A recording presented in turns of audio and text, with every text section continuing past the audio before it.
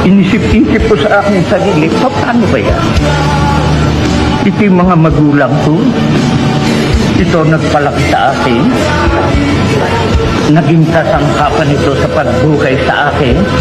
Pero, alin ang isasalang-alang ko? Ang pag-ibig sa aking mga kamag-anakang ito o ang pag-ibig sa Diyos? Ang wika ng ating Panginoon Kristo, ang umiibig sama sa ina ng higit sa akin, sa kanyang asawa, sa kanyang anak, higit sa akin, hindi karapat dapat sa akin.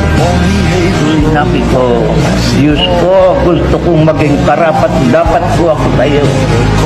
At kung ganyan, ipinasi ako himiwatay. Yung ilaban sa loob ko, pero hindi yun ang kombeksyon ko. Ang kombeksyon ko, humiwala.